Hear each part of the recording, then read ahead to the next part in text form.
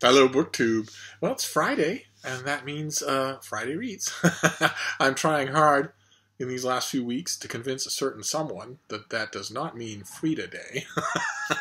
I think I'm going to lose that battle. But I wanted to show you it's Friday, so I want to show you what I'm going to be reading this weekend. Hang on a second.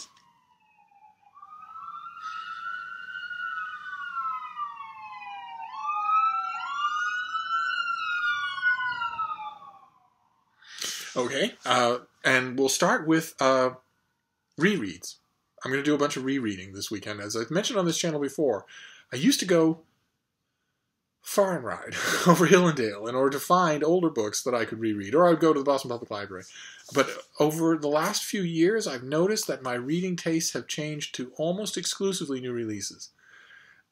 Just the way it is, I've learned not to fight these kinds of things that may shift back to all library books in no time at all. But right now, it's almost that. So I tend to use paperback reprints of new books as my rereading.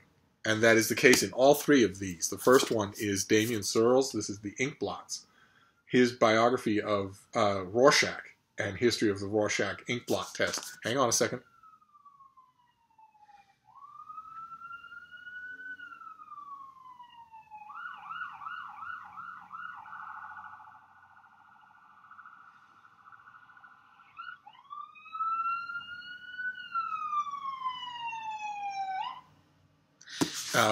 I read this originally. I think I even reviewed it somewhere. As with all these things, if I did review it, I'll try to remember to leave a link down below.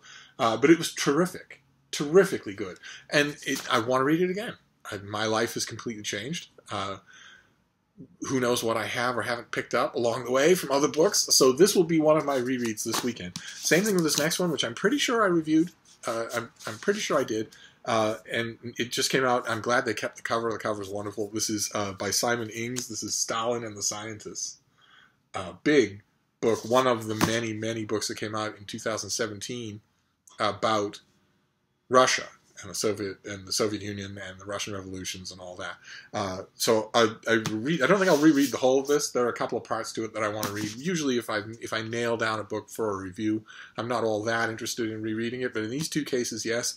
And then the third reread is a book that I don't think I ever reviewed. I don't think I got around to it, which is insane because I love the author's work. This is G.J. Meyer. This is A World Remade, America During World War I.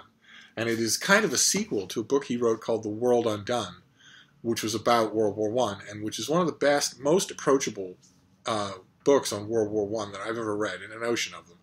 If you see it, I highly recommend it if you're interested in reading about World War I and quite understandably don't know where to start. A World Undone is a great place to start.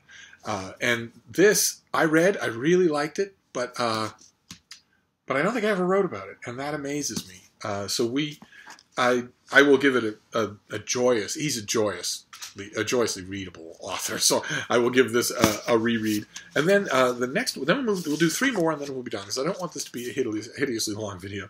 The next one is a murder mystery series that I confess, a little bit ashamedly, I have never read. I've never read any Vera Stanhope novels by Anne Cleeves. This one is Hidden Depths. They're now the basis for, I guess, a show called Vera. I'll have to see if it's on Netflix. They have a lot of the covers in the back, and one of them is not like the others.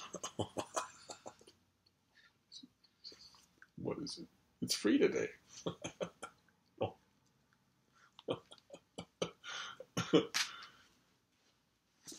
Just keep watching TV. There you go.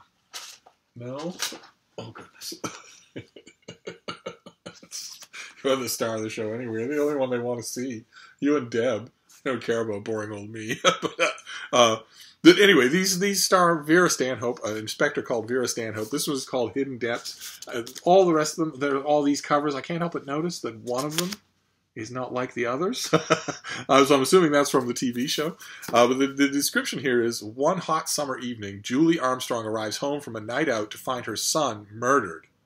His body has been laid out in a bath of water and covered with wildflowers. This stylized murder scene has Inspector Vera Stanhope and her team baffled. As local residents are forced to share their private lives, the killer remains in their midst, waiting to repair another beautiful watery grave. And that sounded great. And so when I got this, I made it a point now to fix this blind spot and read a Vera Stanhope mystery. I would love to hear from the rest of you. I'm sure that plenty of you have read Vera Stanhope, maybe swear by her. I'd love to know what I'm getting into here. Am I going to like this, do you think? Or what? Any words of advice for a first-timer?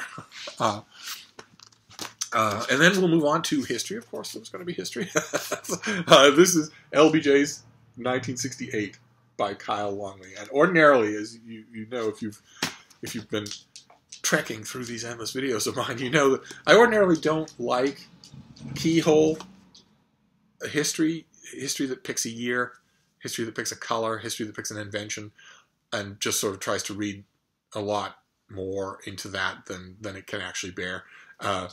But I just recently read and really liked and reviewed Lawrence O'Donnell's book about 1968, and this is another one I'm primed and ready to read about it. And it's thin, and we'll see what kind of a job the author does. This is going to concentrate a lot more on LBJ than Lawrence O'Donnell. He didn't concentrate exclusively on LBJ, but I'm always up for it. So this is the history that I'm going to read this weekend. And then the last book that we'll deal with is historical fiction. This particular author's first foray into historical fiction. This is White Houses by Amy Bloom. And it's about the decades-long affair, the decades-long relationship, I shouldn't call it an affair because it was a lot deeper than that, that Eleanor Roosevelt had with a female journalist who moved into the White House. So it's amply documented in letters and journals and whatnot, so I know that you can make a novel out of it, but I've never read one. And I haven't read Amy Bloom in forever. Historical fiction or otherwise, so I'm going to give this a try and see what I make of it. And there you go. We'll do a Steve Pyramid. That is my Friday reads. That's what I'm going to do between now and Monday morning. So there's White Houses by Amy Bloom. There's LBJ's 1968. There's Hidden Depths, a Vera Stanhope mystery, my very first one. There's The World Remade by Meyer, about America during World War I. There's Stalin and the Scientists, which is complicated by the fact that Stalin, after a very short while, came to decide that science should bend to his will, and of course it doesn't. So it's a fascinating psychodrama in addition to a fascinating story. And then speaking of psychodramas, The Ink Blots, a book about surprisingly easy on the eyes Rorschach. There you go. That is my Friday read. Nice under 10-minute video. I'll be back. Thank you, BookTube.